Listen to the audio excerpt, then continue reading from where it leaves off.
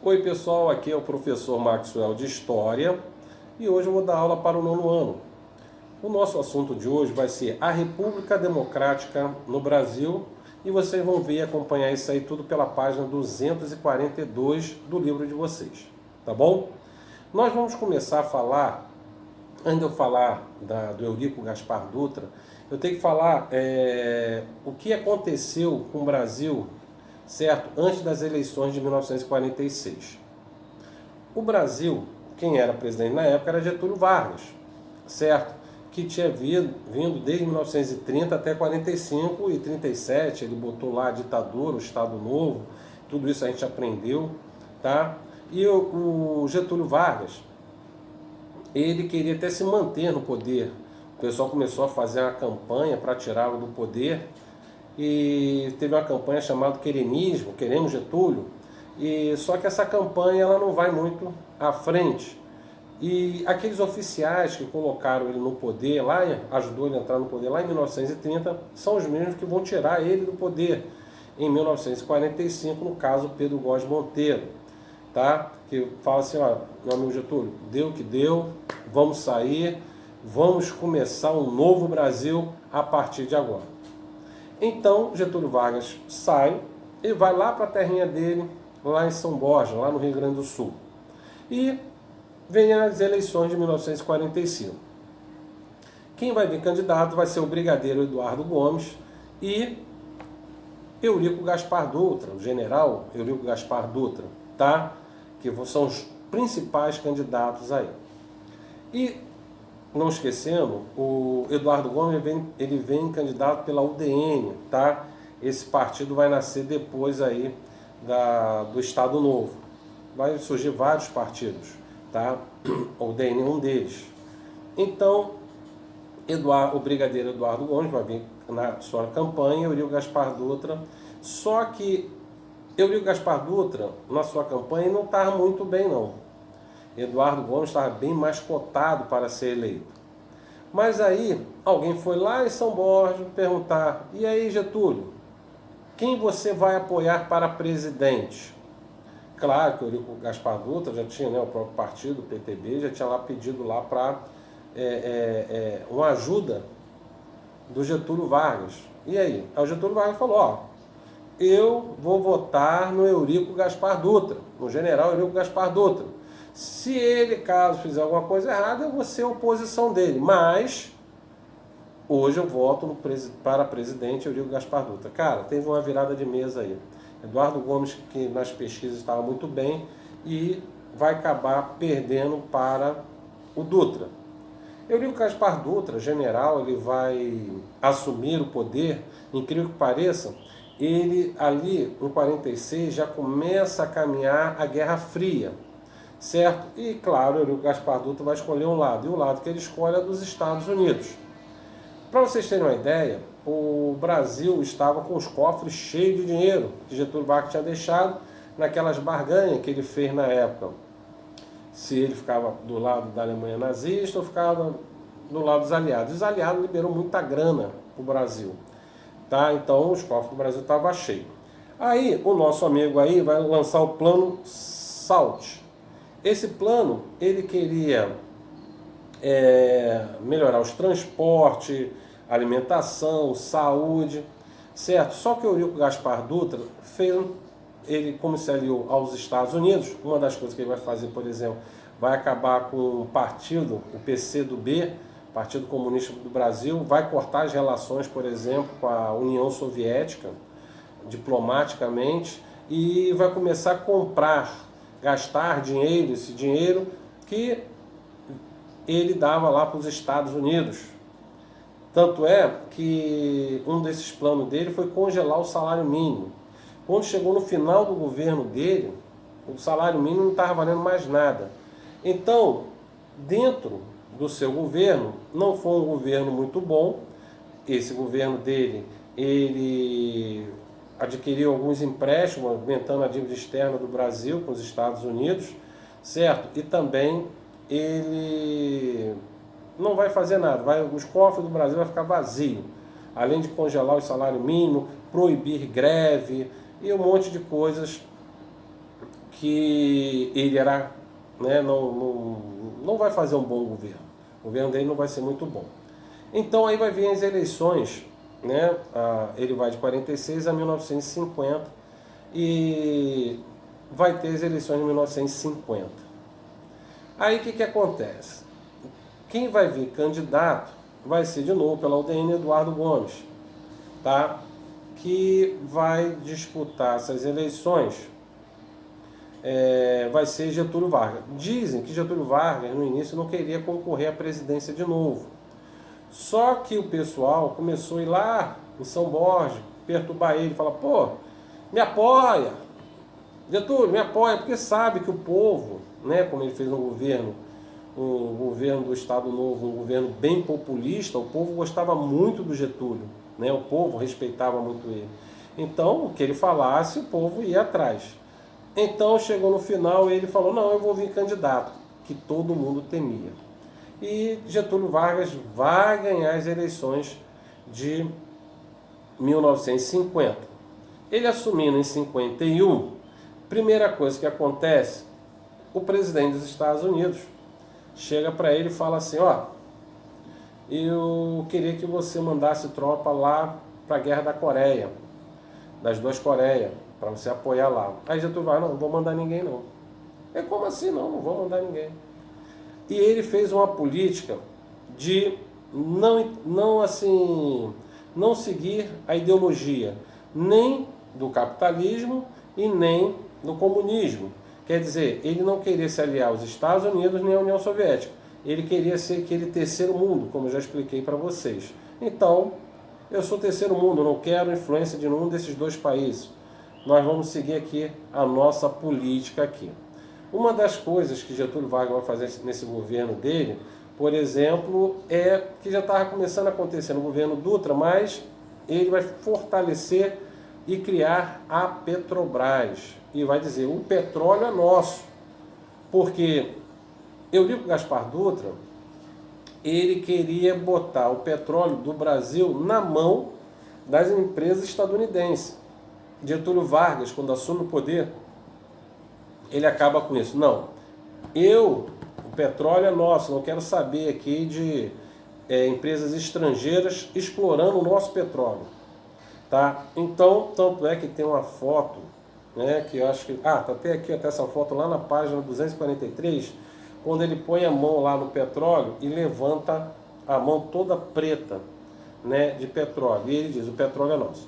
Outra coisa que ele vai criar vai ser a Eletrobras, tá? Também. Então, quer dizer, Getúlio Vargas botou uma política nacionalista, tá? Mas aí vai acontecer o seguinte, vai começar, já falando assim do governo do Getúlio Vargas, vai ter várias acusações de corrupção.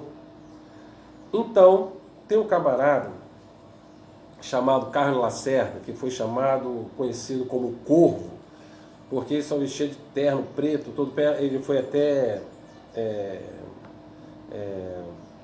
governador do estado da Guanabara, né? Porque aqui o Rio de Janeiro é o Distrito Federal, e aí foi criado o estado da Guanabara, e ele foi o governador do estado da Guanabara. E aí o que vai acontecer? Getúlio Vargas sendo acusado de corrupção, e Carlos Lacerda, que era dono de um jornal e também tinha um programa na televisão, que aí vai começar a aparecer a televisão, e ele começou a meter malha no governo de Getúlio Vargas.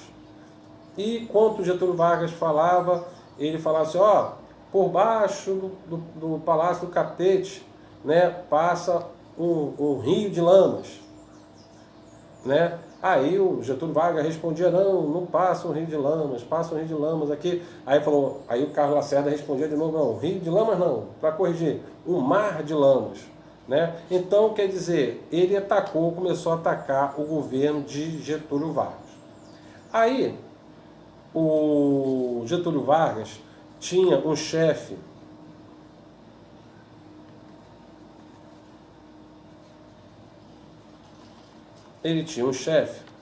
da guarda dele pessoal, chamado Gregório Fortunato. Gregório, né, vai se envolver e planejar o assassinato, porque o Carlos Lacerda perturbando. Aí teve uma vez que teve uns deputados que estavam conversando e Gregório estava próximo deles e eles falaram: a gente tinha que dar um fim nesse camarada, fazer ele calar a boca, porque realmente ele está prejudicando o governo do nosso presidente, Getúlio Vargas. E aí o que vai acontecer? Gregório, ouvindo aquilo, ele vai lá, chama 2 camaradas da guarda pessoal de Getúlio e manda planejar o assassinato de Carlos Lacerda. Inicialmente, eles tentam até matar Carlos Lacerda no interior do Rio, que ele vai fazer campanha, Carlos Lacerda, e os camaradas estavam seguindo ele, o carro quebrou. Então eles não conseguiram chegar lá.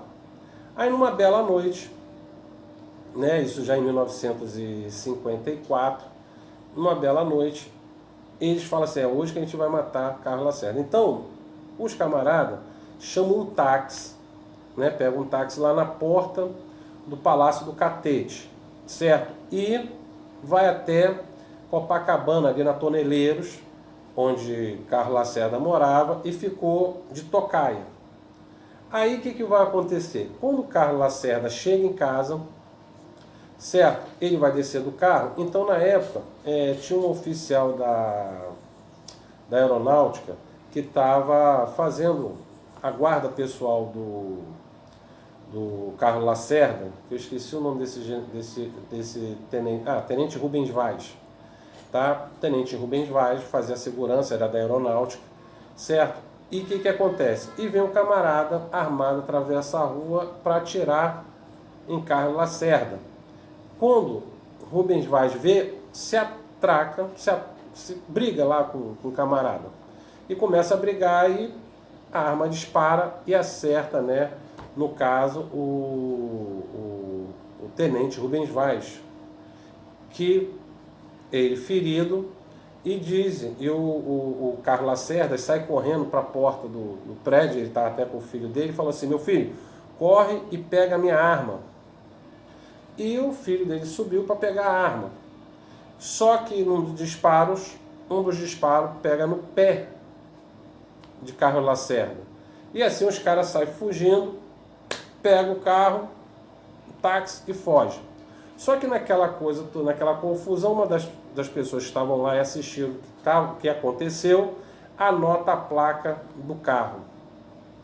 Aí vai chamar República do Galeão, certo? Que aí o pessoal da aeronáutica vai começar a investigar o assassinato do tenente Rubens Vaz e o atentado contra Carlos Lacerda. Só que o que vai acontecer? O pessoal vai chegar a placa do carro, vai checar e vai ver que o carro era um táxi que fazia ponto em frente lá ao Palácio do Catete. O pessoal da aeronáutica pega o cara: e aí, meu irmão? Quem foi? Ele falou: não tem nada a ver com isso não. Eu sou só o taxista, fulano e fulano, que me contratou para ir lá. Eu só estava esperando, quando eles entraram no carro, vamos embora. Eu não tenho nada a ver com isso. Aí vai atrás dos camaradas e consegue pegar os 2 camaradas. E aí, quem foi que mandou você? Quem mandou aí matar o Carlos, tentou matar Carlos Lacerda e matou o Rubens Vaz? Quem mandou? Aí os caras, pressionados, eles vai entregar o Gregório. Aí nisso já está saindo no jornal, está uma polêmica danada. Getúlio Vargas, aí que o Gregório, o Carlos Lacerda fala assim: lá debaixo do Palácio Catete passa. Não, aí Getúlio Vargas fala, aquele lance que eu falei anteriormente. Aí Getúlio Vargas: eu não sabia que passava um rio de lama por baixo aqui do Palácio do Catete. Aí Carlos Lacerda responde: um rio não, passa um mar de corrupção, né? Um mar de lamas. Então, Getúlio Vargas chama até Gregório e fala: Gregório, você tem a ver alguma coisa com isso que aconteceu? O Gregório nega: não tem nada a ver. A filha de Getúlio Vargas também toma a frente, certo? Que ela trabalhava com o pai no Palácio do Catete, e aí começa aquela confusão de pessoal querendo acusar e fazendo uma pressão para Getúlio Vargas renunciar. O nosso, o vice da época, o Café, José Café Filho, que era o vice de Getúlio Vargas, chega até a propor: Getúlio, vamos renunciar junto. Getúlio Vargas: não vou renunciar, eu não vou sair daqui, não vou renunciar. Para a gente encurtar um pouco a história, o que vai acontecer? Getúlio Vargas, não aguentando a pressão, ele dá um tiro no peito no Palácio do Catete, tá? Acho que foi dia 24 de agosto de 1954, tá? Que ele dá um tiro no peito, ele morre nos braços da filha, que a filha, quando ouve o tiro, sai correndo, pega ele nos braços, né? E ele fica agonizando e acaba morrendo nos braços da filha. E como Carlos Lacerda e aqueles opositores que faziam campanha contra Getúlio Vargas, quando Getúlio Vargas, antes dele morrer, ele deixou uma carta chamada Carta Testamento, tá? Que ele fala que o que ele fez aquilo para o bem do povo e tudo. E nessa Carta Testamento ele fala que sai, né, dessa vida e entra para a história. Então o que acontece? Ao povo que estava contra Getúlio Vargas, vendo aquilo tudo, eles ficam a favor de Getúlio. Tanto é que aqueles que eram opositores não podiam nem sair na rua, porque com certeza o pessoal ia matar eles. Getúlio Vargas, certo? Tanto é que o enterro de Getúlio Vargas, para vocês terem uma ideia, não sei, porque vocês não sabem, né? Ali do Palácio do Catete até o aeroporto atual Santos Dumont, né? Uma distância boa, grande, ali ficou muita gente. E o caixão, para tu ter uma ideia, o caixão veio no braço do povo, porque não tinha como passar.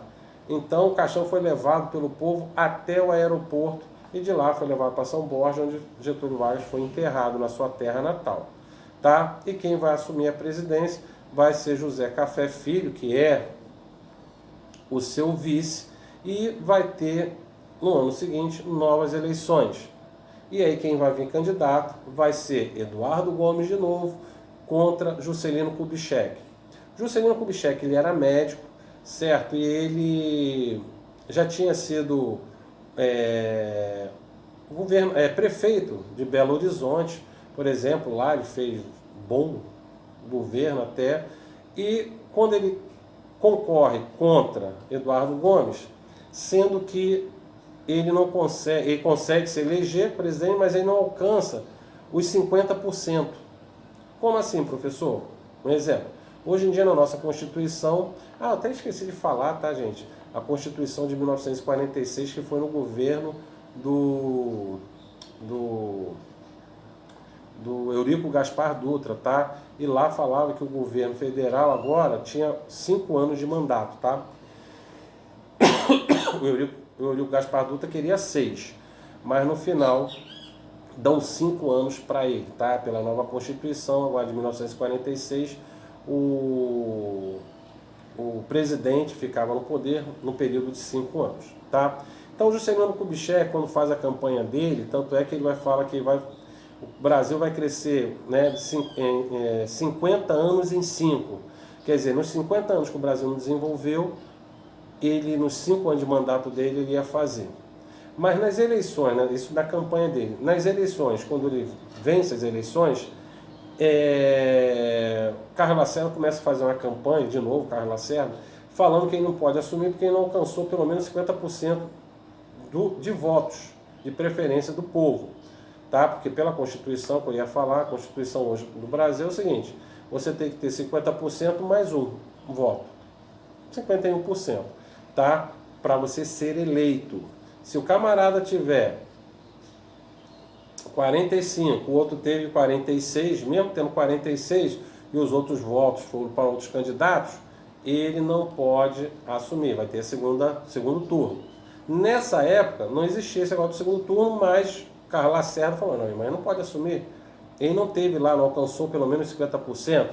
Aí vai aparecer um general chamado Henrique Lott, tá? Henrique Lott ele vai fazer com que, não, ele foi eleito pelo povo, teve a maioria e ele vai assumir. E ele assume a presidência.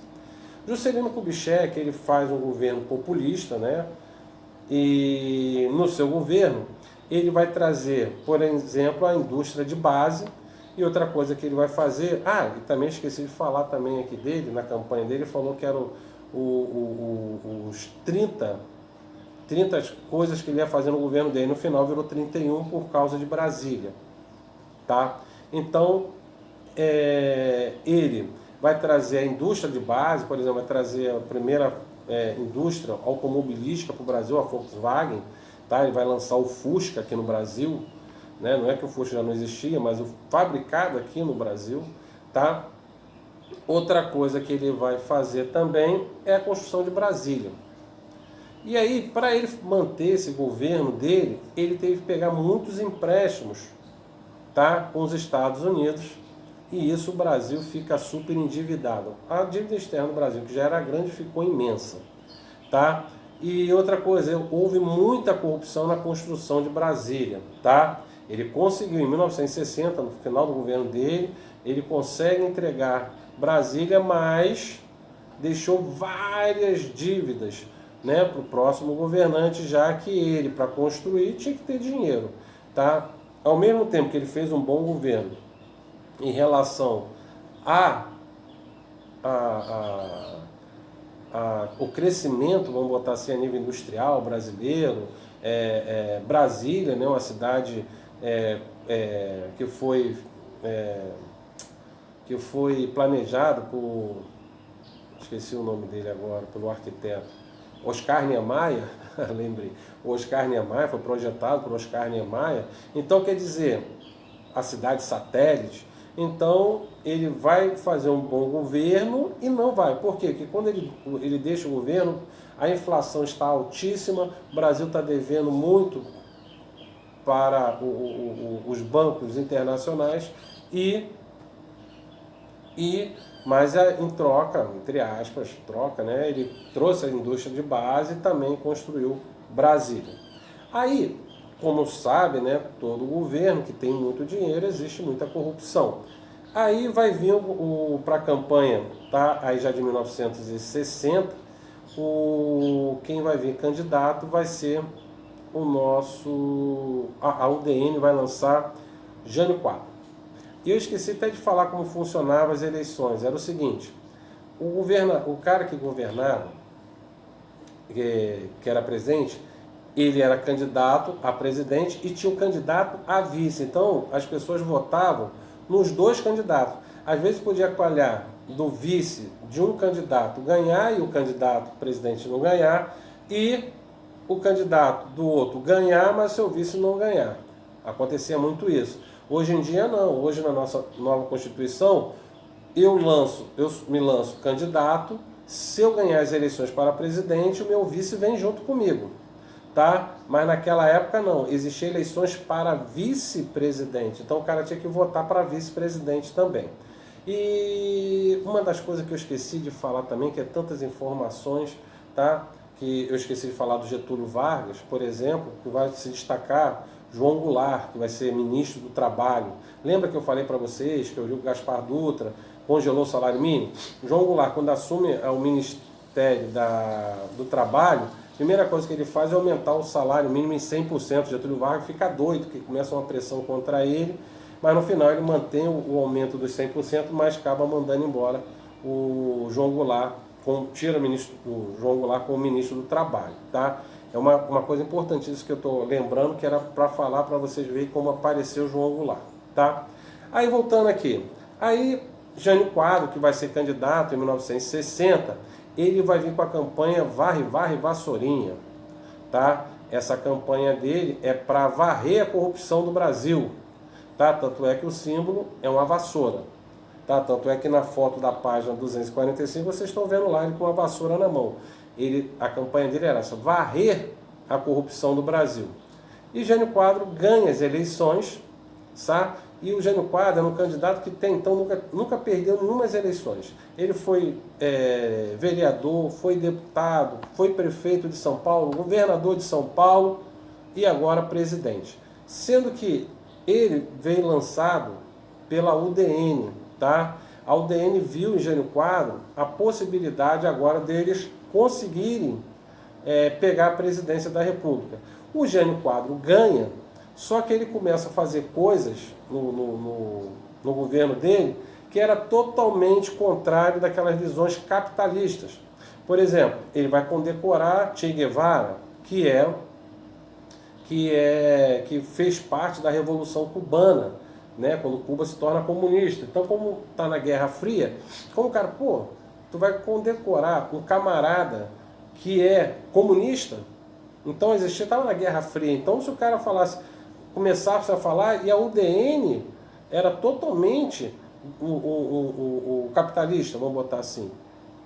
E ele começa a fazer essas coisas, certo? O governo dele foi curto, foi 6 meses, ele vai renunciar. O que ele faz? Ele tenta dar um golpe. Ele manda João Goulart, que é o vice dele, como eu falei para vocês, o João Goulart foi eleito vice-presidente. Como tinha sido também eleito, o vice-presidente podia ser eleito várias vezes. Já presidente era só uma vez num mandato de 5 anos.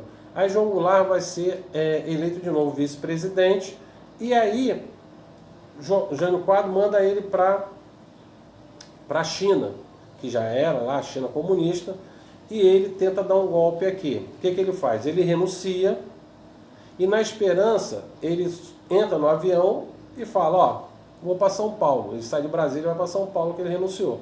Só que ele pensa que o Congresso, mais o povo, ia pedir para ele ficar. E no final o povo não faz nada. Quando ele chega no aeroporto de São Paulo, tá lá aquele deserto. E ele, cadê o povo para me receber aqui e falar para me ficar? Certo? E a Câmara o Congresso Nacional aceita a renúncia dele. Tá? Quem vai assumir é Ranieri Mazzilli. Aí o pessoal liga para o João Goulart, volta para o Brasil, cara. Você é presidente. Jânio Quadro renunciou. Aí João Goulart, com medo até de vir, se o avião ser derrubado, ele tenta voltar para o Brasil. Aí vai aparecer um camarada chamado Leonel Brizola, que é até cunhado dele, e porque o pessoal fala que João Goulart não pode assumir porque ele tem ideias comunistas, ele não pode assumir.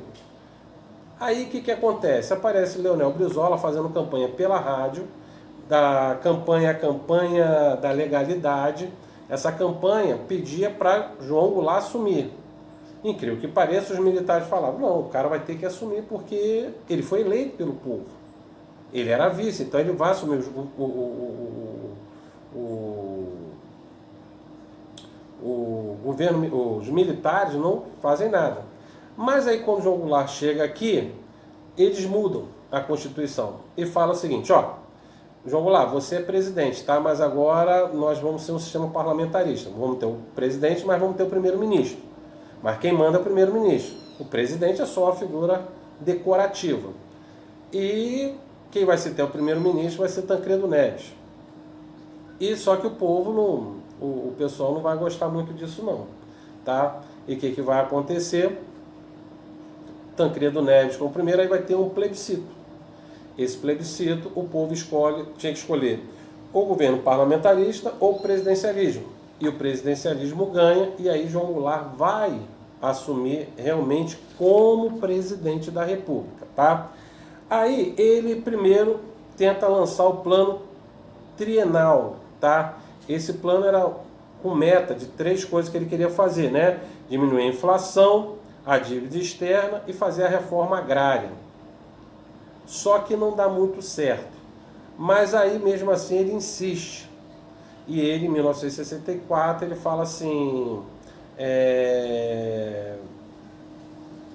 64 ele fala, não, eu vou lançar o plano de metas, tá? Esse plano, ele queria fazer a reforma agrária nas terras que elas são, assim, perto das principais estradas, tá? E o pessoal, que é dono de terra, essas coisas, não estava gostando, falou, esse cara está com ideias comunistas. E já estava em plena Guerra Fria, os Estados Unidos, tem lá o seu embaixador aqui no Brasil, que começa a fazer uma campanha contra o João Goulart, certo? Os Estados Unidos chegam a mandar um porta-aviões para dar apoio aqui. Aí o que vai acontecer? o João Goulart ele vai fazer o comício na Central do Brasil. Aqui, apesar que a capital já era em Brasília, mas tudo acontecia, a política ainda estava rolando aqui no Rio de Janeiro. Então ele faz o discurso ali na Central do Brasil, certo? Para lançar a campanha do plano de metas dele. Entre elas estava lá a reforma agrária. E lá em São Paulo até fizeram lá a campanha também, estava até de frente, era até Eurico Gaspar Dutra, né, fazendo a campanha da família, né, o povo pela família, um negócio assim, o nome da passeata que eles fizeram lá em São Paulo. Aí o que vai acontecer? João Goulart sai do Rio de Janeiro, dá uma passadinha em Brasília e vai direto para o Rio Grande do Sul. Aí o presidente do Congresso na época fala assim, João Goulart abandonou o governo. E nisso tudo, um general chamado, esqueci o nome dele, esse general lá de Juiz de Fora, ele organiza o exército e traz, e fala que vai tomar o poder no Rio, vai tomar o poder no Rio de Janeiro. Então ele marcha de Juiz de Fora até a cidade do Rio de Janeiro. Quando chegou aqui estava uma calmaria só, não tinha nada. E o que vai acontecer? Nisso, João Goulart, vendo que houve um golpe, Darcy Ribeiro, que era chefe da Casa Civil na época, até chegou a tentar falar, não, vamos pegar em armas, não vão deixar o pessoal aqui tomar o golpe. Aí João Goulart falou, não gente, vai morrer muita gente, deixa eles dar o golpe, a gente vai ver o que vai acontecer, tá? E aí João Goulart sai do governo, certo? E o governo militar, no 1º de abril, ele dá o golpe militar. E assim termina essa primeira fase da nossa história, que depois a gente vai falar sobre os governos militares. Tá bom? Pessoal, sei que a nossa aula hoje foi um pouco longa, certo? Mas façam aí a página 247, tá? Não esqueça de fazer a partir da 247, a página 247, deixa eu falar aqui, 248, 249, e opa, tem exercício, até 249, tá? Faça os exercícios e depois a gente vai lá no Zoom. Incrível que pareça, quando a gente for falar lá no Zoom, eu vou falar algumas curiosidades. Uma das coisas que eu esqueci até de acrescentar, quando Getúlio Vargas se suicida, estavam querendo dar um golpe militar sobre ele. Só como ele se matou, o golpe não se realizou, tá? Em 1954. Então, quando tem o golpe de 64, o pessoal diz que Getúlio Vargas, com seu suicídio, conseguiu, um período aí de 10 anos, manter ou conseguiu anular aí esse golpe militar, tá? Então não esqueça de aparecer lá no Zoom para a gente corrigir os exercícios. Gente, vamos lá no Zoom, por favor, tá? E a gente fica por aqui. Um abraço e até a próxima videoaula. Tchau, pessoal!